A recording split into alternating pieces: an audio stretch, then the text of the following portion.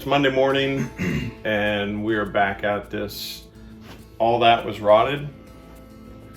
And so this beam that was in here was a 2x8 that was also rotted. Yeah, it just wasn't sufficient for the load it was carrying. So we have so far put in a triple 12-inch LVL, but our supplier, 84 Lumber, sent us extra. So we actually have a fourth one. And just the way the makeup is of this whole addition above us, I'm gonna put a fourth layer LVL. I think it's overkill because we're only spanning a little less than 11 feet, but it's here, and overkill is kind of how we do things. But I'd rather not. I'd rather have a clear conscience and know we did everything we could to make it right. We've got a little bit of adjusting and tweaking to make it work because we got plumbing lines ahead of or above us, and so yeah. So we're gonna put that in, then jack this thing up where it's supposed to be and put supports in the wall. We have decided that on this wall, because the way the framing is, the brick is, and everything else, on this end, we weren't able to get a good solid, what we felt was a good solid foundation for it, support for it. The brick is actually supporting it right now. So I called a friend of mine. He's gonna make us a steel column that's gonna go in here, and there's a foundation under here from an old addition and all that. So we're gonna take advantage of that foundation and run a steel column down that's gonna be left exposed. This brick is gonna be left exposed, and just try to make it all tie together, look right, all the while being very functional. So that's where we are. We're gonna pull the rest of this drywall ceiling down and get joist hangers up here onto the new beam, and then we'll get things where they need to go and slowly let things down and rest on their new supports and see how things are going. So come along for the ride.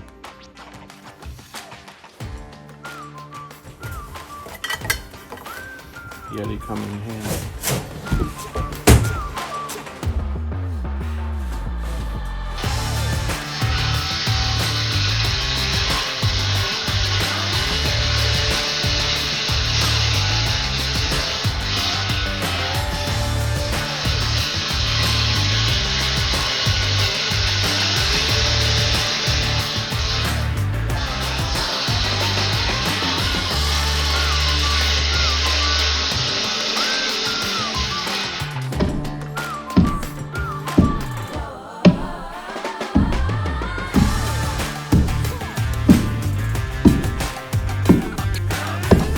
Self-tapping, you don't have to drill them, pre-drill them, and they do an exceptional job of drawing these things together. Watch it from the bottom as I draw that together.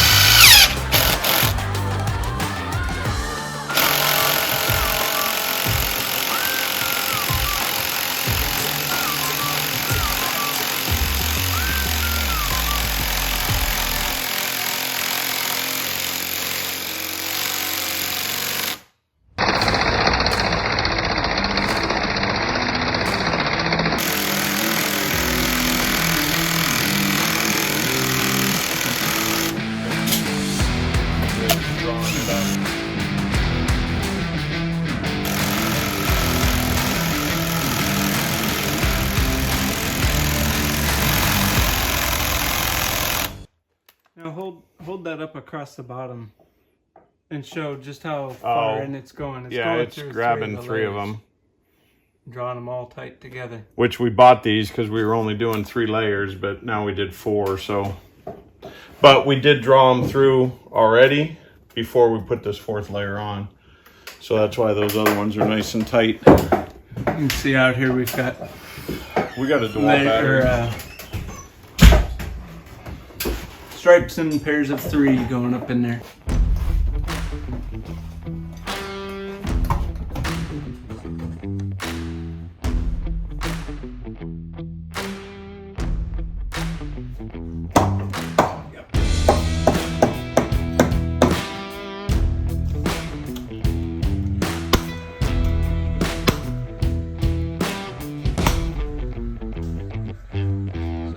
That's what Kent was referring to as toenail earlier, where you angle nails up through one material into another. You're going in like that. They don't hold as much, but they sure don't pull out very easy either. So. And in this case, we kind of just need them to hold them in place. The nails aren't. There's not. The nails aren't really structured. The structure is this post. That's going to be 5 2x4s wide.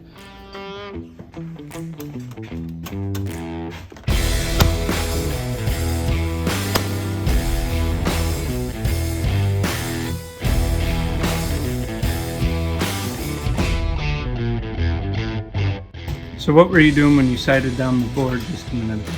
So you sight down to figure out which way it's crowned, whether it's crowned in or out, and I just alternate them so that as I'm going through, they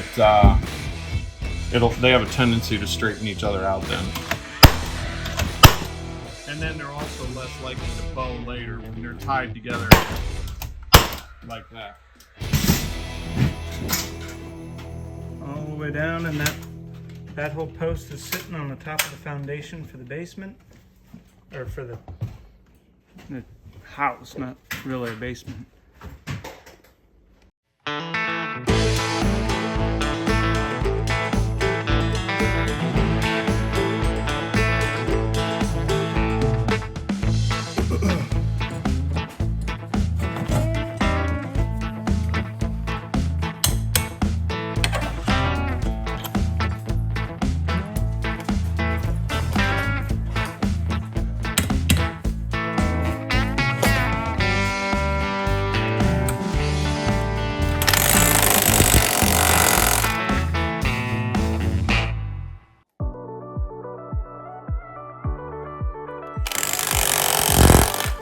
So joist hangers, we've talked a little bit about joist hangers, and we have some here. Now these we had to alter a little bit because we're using a standard lumber and an LVL, and so we took out a little bit, 1/4 inch of the LVL in order to fit in the double hanger. So a joist hanger is meant to just carry the load rather than just toenailing your framing through the end of it. It's best if you can get into the end and put some screws, put some nails through the header into it. But again, we have a triple ply. We did put nails and screws into the first ply before we started adding layers to it. But these joist hangers are incredibly strong. I don't know what the rating is, but like that's a single 2x10 joist hanger, and it'll slide up, put your nails in, put your nails into the header there. This one's a double ply. They don't normally come black. These were gonna stay exposed on a job, so we had them painted with rattle can. But that's a double, so that's for 2 2x10s. And then this one, so this is 2 2x10s. This is 2 LVLs. So you can see the nailing flange is much heavier, a lot more nails go into it. And so this is for an LVL. Basically when you tee, you've got a header here and you're teeing your other header into it. That's a very, very heavy, it's a heavier duty, thicker material, a lot more nails going into it, but that's a pretty heavy hanger. So yeah, these are joist hangers. These are all made by Simpson. Simpson's got a lot of great products when it comes to joist hangers and hurricane ties and all that sort of thing. They've just got it for posts, for building decks and all that stuff. These are galvanized. They can stay outside in the elements. So yeah, check them out. So phase 1 of the project is done. We've got our 4-ply LVL in here. We've brought our joists over, tied them in with our hangers, and we've got a 5-layer post there all the way down onto the foundation. Well, onto the sill plate that's on the foundation. And then we'll rebuild that structure there, what we can from the inside. And then now we're moving on to phase 2, which that roof leak was there for quite some time. This roof leak is a little less aged, but still yet a problem. And you can see the microbial growth